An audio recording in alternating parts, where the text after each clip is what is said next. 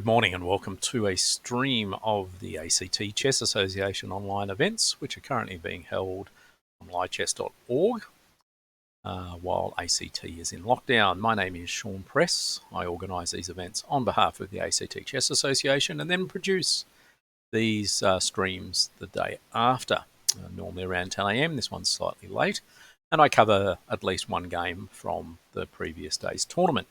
Tournament I'm covering, of course, is the ACT Chess Association's Monday Night Blitz, which is normally a 9-round event played with a time limit of either 5 minutes or, as in last night, 3 minutes plus 2 seconds per move.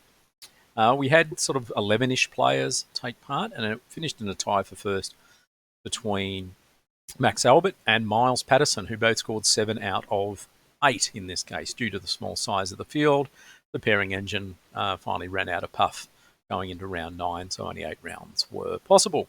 But the game I'm looking at was played by neither of those players, but in fact played by Matt Rad, who came third in Democracy, although in the end it was a win for Black in this case. It was a very quick game, lots of tactics, one unsound sacrifice, which essentially decided the game. But nonetheless, here we go, because there's a lot of good tactics in this position, and a few opening traps, which I might share with you as well. So, e4 c6, which is Caro-Kann, of course. Matt Rad played knight c3, which is kind of a little bit of a sideline, depending on what you respond to after d5. You can play the knight f3 line here, which was Fischer's attempt at dealing with the Caro-Kann. Matt Rad played d4, and this just transposes back into main lines. But I'm going to show you a couple of dirty tricks based on queen f3. In this case, asking for d4. And then white actually will now play bishop c4 exclamation mark. And there are 2 traps in this position. Weirdly enough, the one that looks like you shouldn't play might at least be playable for a little bit, while the one that it looks like you should play turns out to not be playable. So the not necessarily playable one is knight f6, and after e5,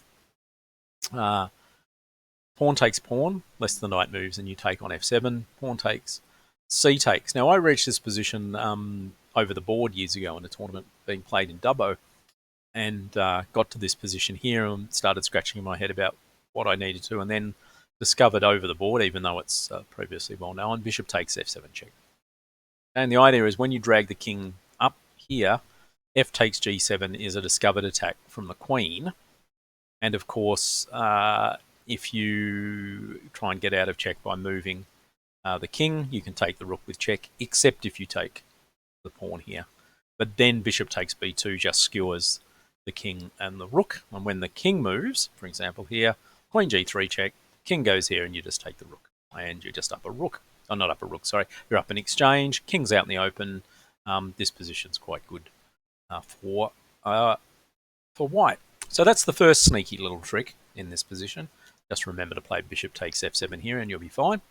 And the other one is, when I was looking at this line originally, I said, well, why can't Black just take the risk and take the knight? Because the king at least can run to d7. So we follow with queen takes f7 here. And the king runs to d7 as suggested. D takes c3 is the next move here. You're opening up for the bishop, so you're going to flick the bishop out as quickly as possible and play rook d1. So the king runs to c7, you still get bishop f4, and the king heads to b6. And I looked at this position for a long time, trying to work out where the mate was going to come from. You're down a piece, king's out in the open, but you really need to get something for the piece. It turns out the trick is not to play for mate. Something like rook d1 is fine.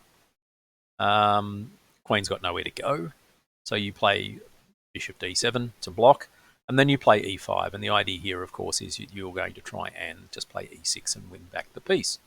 Knight h6, of course, you can play the bishop here, drive the king back, and then take the knight on the square, because after g takes, e6 basically just wins back the piece. It's a little bit messy, but white is certainly a lot better off than black here, especially as the king on c7 is always going to be a target.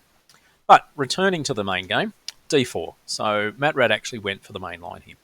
Takes and takes, and knight f6 was played. And I'm not sure whether Matt Rad got his lines mixed up because he played knight g5, which I don't think works in this position. Where it does work is after knight d7. You play knight g5, and this looks slightly weird and surprising. Now, it turned out that this was one of the lines where Kasparov infamously lost to Deep Blue in their second match. For example, you play h6 here. You can play knight e6. This is not the line in the Kasparov game, by the way. Just for funds, knight e5, knight e6, because you can't take, because you just get mated after queen h5, g6, queen takes, and there's a quick and easy checkmate. Instead, black needs to play something like queen a5 so that there is an escape square for the king if you want to capture the knight. The bishop goes, queen back to b6, and in this case, knight takes is fine. I mean, you might criticise White's play for being a bit artificial in that they've done a fair bit of moving of that knight around, and that turns out to be a problem later in the game. But still. But after knight f6, knight g5, knight takes f6, g takes f6 is one of the main lines. And in fact, in my very, very first game I ever played at a chess Olympiad, this was the opening I had to face as white. So knight g5 is dubious. You can just play h6 here because the knight on f6 is covering any squares, in this case, for the queen to go to, and also the bishop on c8 is still covering e6. So knight f back here, and basically this position's slightly advantageous for white, but not much. Basically white's actually given black a few free moves. So bishop to f5 instead. That also is a nice move. Bishop to c4, aiming for f7. So we play e6. Knight f3, and now the problem with this, of course, is after h6, the knight doesn't have any escape squares. Well, it has one, but it's not a great one. Knight h3, and bishop d6, and in fact, basically black is easily caught up in development. In fact, there's probably one move. They're about equal. Both sides can castle. Both sides have one more piece to bring out, all because the knight, which I've circled in red, went on a little excursion. Instead, I'm not sure after how many seconds of thinking, given that it was a blitz game, white decided to roll the dice with the knight sacrifice and took on f7. This, sadly, is unsound, and in fact, pretty much decides the game in black's favour. But nonetheless, black still had to play some good moves, and did play some good moves. So the king took, and white castled, which really didn't help. You can try knight e5 and the idea of chasing the king around, but even then it doesn't work. King e7 is fine because the bishop on f5 is still covering the g6 square, so there's no knight forks here. And even after g4, we just play bishop back, and g5, and so white is at least trying to muddy the waters here. Pawn takes, bishop takes, trying to take advantage of the fact the king's still sitting on e7. But after knight here, queen develops. Black, queen e8 is not a bad move here because black now can just run away with the king. King goes to d8, rook h here, knight b6. And as much as it looks a little bit scary, with the king on the same file as the rook, this king eventually will just run to safety. And black's a piece ahead.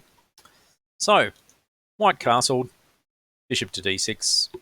And again, even though c3, the idea here is to play queen b3 to attack the e6 pawn, it's all just too slow.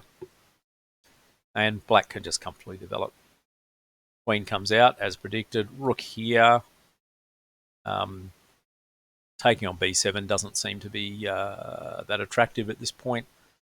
Rook comes, so white is really trying to get something happening on e6, but after knight b6 here, the bishop's under attack. Black is threatening to just swap off another piece. And there's a little bit of a problem lying in wait for white, which white doesn't quite notice until it's far too late. White could play knight e5 again here, but after bishop takes, pawn takes, knight takes, we're just eliminating pieces. If white captures here, then the knight just retreats to d7 and it's fine. This position's pretty good for black. There's no mating attack here. We could try and mix it up with taking instead here, but after the knight retreats and attacks the queen at the same time, forcing the queen to move, we still take. And even after bishop takes here, giving at least white one pawn for the piece, rook to h8. And then, again, there's no attack. The king's perfectly safe. And it's just a question of converting your advantage. Instead, the bishop went all the way back to f1. Now, normally this is a reasonably good move. Turns out to be a slightly more risky move in this case. And we'll see why in a second. So the knight then centralized to d5. And then knight h4 was a bit of a mistake. And the idea was that, hey, I'm going to make some more threats. There was at least one other game played in this tournament where someone essentially got a piece trapped and then sacked the exchange, so they were technically down a rook. But went on to win, in part because, as they said, there were tactics for days and days, which meant that there was always something hanging around in the position. It turned out that, of course, the player that lost had a forced mate, missed it, and got mated instead. So it was more like luck rather than tactics. But in this case, White is looking to try and mix it up with tactics, but it's just not happening here, especially after bishop takes h2 landed on the board. And that was kind of the little sneaky threat that White had missed. The moment the knight had gone off f3, h2 was open. Played king h1, which was fine, but instead king h2 could have been played. You would get knight g4 if king takes h2 had been played, and then it's just all bad news for White in this situation. If we play king g1, queen takes h4, and you're getting mated on h2. That's pretty straightforward. King h1 is worse because you're getting mated with check on h2. The only other really two moves, king h3, knight takes f2, I'm not really going to look at. King g3, queen c7's the clever check here. You play f4 to block, f5 to back it up because the bishop on c1 is at least defending f4, so g5 attacks the knight, and there's a pin. Knight takes, pawn takes, and then pawn takes pawn is being threatened in this position with check. So rook e5, but we could take the exchange if we wanted to. We can play king f6 as well, because if you play something like rook takes, the king is generally get checkmated pretty shortly. Instead, White ran to the corner. This doesn't really help. Knight g4 was still attacking the knight in this case. Knight took on f5 anyway. Pawn takes. Again, capturing on e8 is not really going to help you here. So the bishop went to d2, and now queen h4 is actually just mating. Bishop's going to discover check, and then you're just going to mate down on pick a square, any square. The engines go, no, it's not necessarily a mate in 3 or 4. I can sack my queen on d5, or I can take on b7 with check, but it only delays the inevitable. g3 was played. Again, lots of choices here. Knight takes f2 works. King here. Funnily enough, Black missed the insta-mate with queen takes g3 in this position, but after queen h3 it mattered not, because even after the king took the knight, queen takes g3's mate a second time round. And there we go. So it was a pretty brutal game. To be fair, knight takes f7 turned out to be over-ambitious, as they say. But Black made sure that the first thing they did was play nice, sensible moves, protecting all the weak points around their king so they didn't get tricked. And only after White decided to take it one step too far to try and justify their sacrifice, that Black then fired the sacrifice in return. It's very easy to sacrifice a piece when you're already a piece ahead, by the way, which is exactly what Black did in this case. So that was a game from last night's ACTCA Blitz event, a short and sweet 20 mover, plus some tricks and traps hidden in there as well. My name is Sean Press. I run these events on behalf of the ACT Chess Association and do these summaries the day after. Canberra's coming out of lockdown in the next couple of weeks, fingers crossed. So it's not sure how long these tournaments will continue online, but at least for the foreseeable future, they'll be there and I'll keep you updated as necessary. So thanks for tuning in, and I'll be seeing you later.